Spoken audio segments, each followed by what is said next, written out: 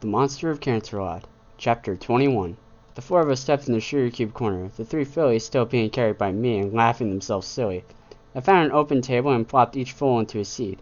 Once settled, I went up to the counter where Mrs. Cake was smiling at our antics.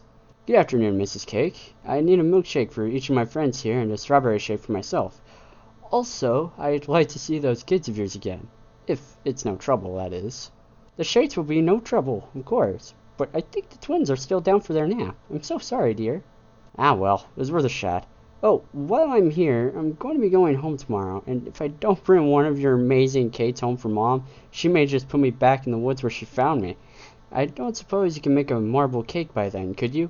"Oh, that'll be no trouble at all. Would you like to say anything special in the frosting?" "No, I don't think that'll be necessary, but some fruit on top might be nice." "Okay, we can have it ready by the morning if that'll work for you." "Perfect. I'll be by tomorrow to get it then. For now, though," I pulled a small sack of bits from my pocket and laid it on the counter. "How much do I owe you?" After we were all filled with fruit-flavored ice-cold dairy product, we all headed back into the thoroughfare. I left Apple Bloom and Scootaloo with Applejack in her cart and Sweetie Belle at the Carousel Boutique. I strolled aimlessly and without purpose, waiting at ponies as I went, until I came into a certain flower shop. I went inside. "Hello and welcome to—" "Oh, hey Chris, how are you doing?" "Hey there, Lily. I'm good. How about you?" "I'm great. You want me to get Rose?" "Please." A few minutes later, and there she was. "Hello, Rose." "Hello, Chris. It's good to see you again." "It's good to see you too."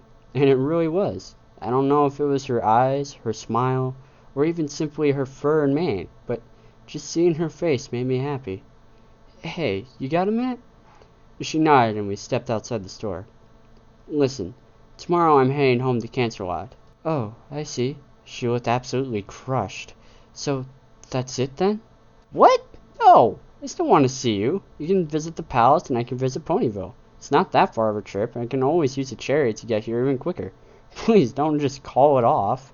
Rose looked up into my eyes and smiled a little. "Make it sound like we've been dating for months. It was only one night." "I know, but I still want to see you again," and I rubbed the back of my head in embarrassment. Rose giggled. "All right then. How about tonight?" "Sounds great to me. So, can I swing by after you're done with work?" "Okay, I'll see you then." We waved as I walked off and she returned to her store. Now I just had to figure out what to do until then. I decided that the best thing to do would be to simply browse the local store. In fact, there was one that I'd been wanting to visit anyway, and after the other day, I needed to visit it. The bell above the door jingled, letting the proprietor know I had entered. An earth pony mare with a curly pink and purple mane trotted out from behind the counter. "Hello, and welcome to Your Highness!" Bon dropped to the floor in subjugation. I knelt down in front of her and placed a hand on her shoulders. She was trembling. "No, none of that. Please, my little pony." I was chanting Celestia quite heavily for this one. "No bowing to me, especially inside your own establishment. Rise." She did as she was told, but seemed unable to look me in the eye.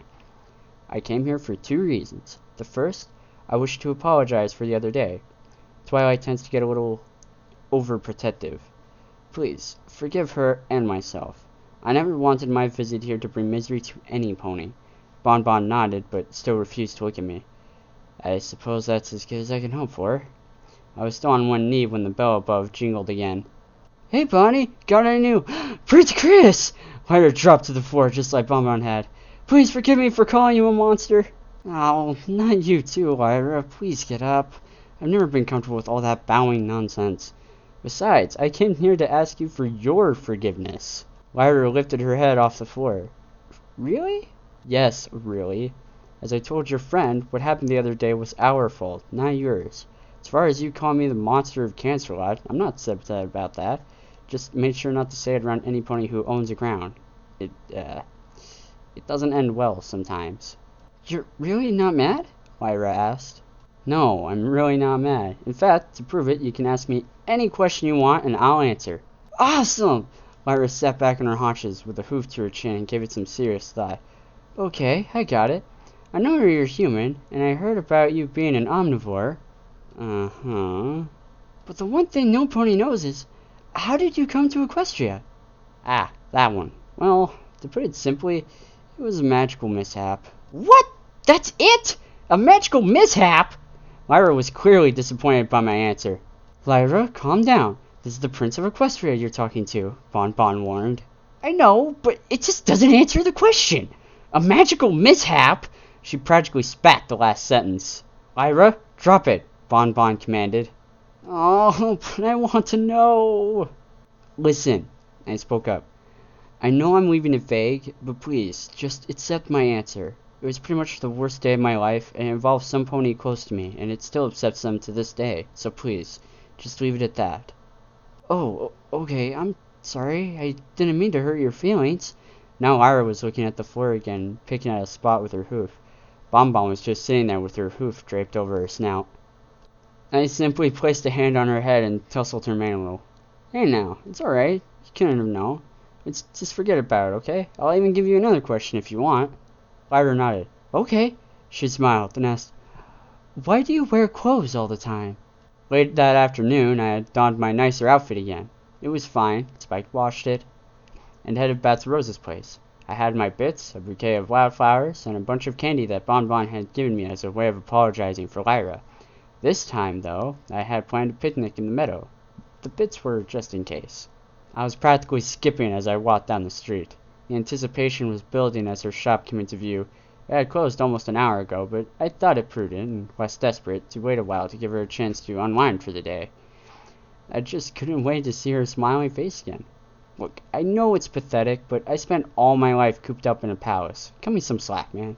I knocked on her door, and this time it was Rose who answered.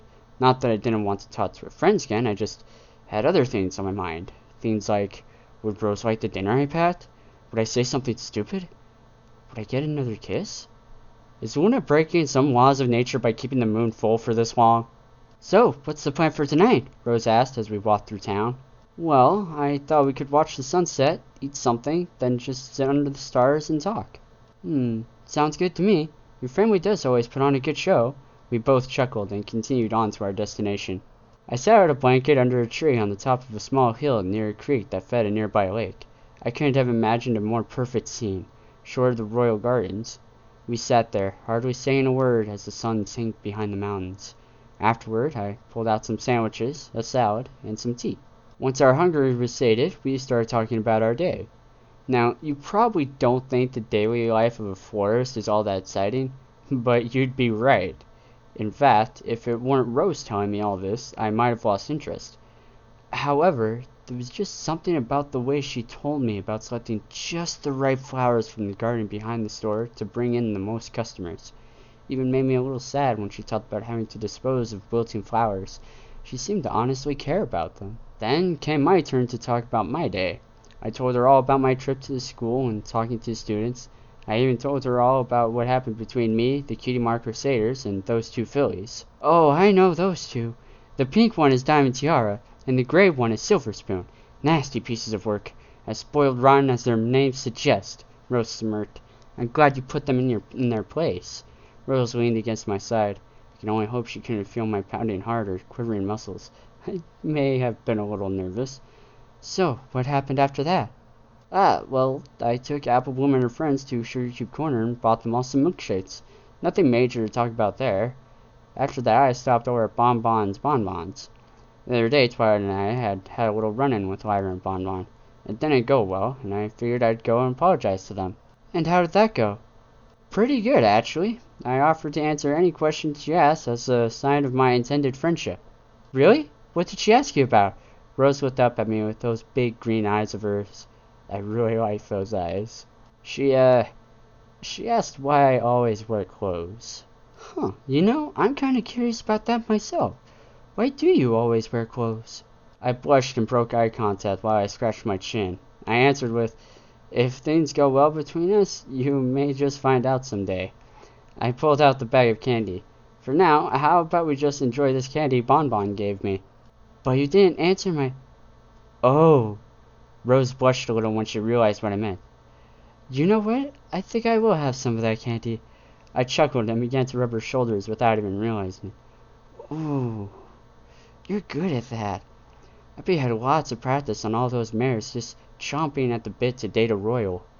Sorry, but yesterday was my first date, I told her as she continued to coo and slowly stretch out on the blanket, thus allowing me better access to her shoulders. Seriously? I'm honored. To think I got to, rake you in. Ooh, right there. By this point, I had gotten up on my knees to increase the pressure. Honest, the only ponies I've ever done this for are the 4 princesses, and even them, usually only mother. You do know how weird it is that you can say that so casually. Still, your fingers are awesome for— Hey! Keep those paws of yours up north there, Buster. Oops, sorry about that. I guess it's okay. Just give it a couple more dates first, alright? Of course, I don't want to do anything to offend you. We were quiet for a while. I continued to massage her back, shoulders, and neck, and she would chew on a candy that I would proffer every so often. I couldn't help but think about how firm her muscles were and how very soft her fur was. The whole situation was fantastic. It really is a beautiful night out tonight, isn't it? Rose asked after she finally managed to open her eyes once more. I don't think I've ever seen the moon so big before.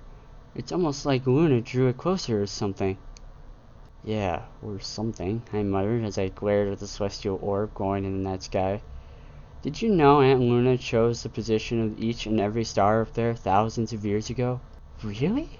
Yeah, she once told me that creating something that could be seen by each and every pony was an experience unparalleled in this world. The sun and moon existed before they were born, but the stars were all her doing. It was just one more thing that drove her round the bend 1,000 years ago. How so? Huh? We locked eyes again. Man, those eyes are beautiful. How could her creating the stars drive her crazy? Well, imagine you spent months planting a garden. You have to tend to each and every plant one at a time, making sure they each had proper fertilizer, water, and sunlight, while keeping the weeds from ruining the pattern. Rose nodded to show she was following along. Now, imagine all the ponies in town simply ignored it. They weren't mean about it, and they never did anything to damage it. They just simply acted like it wasn't there. Wouldn't you feel unappreciated? Wow, I never thought of it that way. We were all only told that Luna was possessed by a nightmare moon and tried to take out Celestia. I can't imagine how frustrated she must have been. Right? After Mom banished Aunt Luna, she would spend hours every night to make certain that not a single star slid out of place. She couldn't bear the thought of something her sister worked so hard to create being neglected and falling apart. Incredible. I can't imagine how taxing that must have been on the princess. Rose looked back up to the moon, only this time with compassion and consideration. After a few moments, she turned back to me. Listen, as much as I'm digging this massage, I do have to open the store in the morning and need to be getting back. I nodded and stood up. I guess I do too. Too bad. I was enjoying myself quite a bit. What a coincidence. So was I. We both chuckled and packed up the picnic basket. The walk back was quiet, not because we were at odds with each other, but rather because we were enjoying the night sky. All too soon we reached her place and had to separate. So, you're going back to Canterlot tomorrow? Rose asked with a slightly sad expression. Yeah, but like I said, I won't be so far away that I can't visit often. I was trying to reassure both of us. I know, and I'll be there to see you off tomorrow morning too. For now, though, Rose stood up on her hind legs and surprised me with a full kiss on the lips, nearly causing my knees to buckle right then and there. This will have to do. She walked back inside, shining her hips a little bit. Again, I was frozen in shock. I could definitely get used to it. Finally, I managed to get my weights to work. A few moments later, I got my weights to work together and agree on a single direction. It took some time to get to the library. Even then, I didn't get much sleep that night. And that was my first kiss.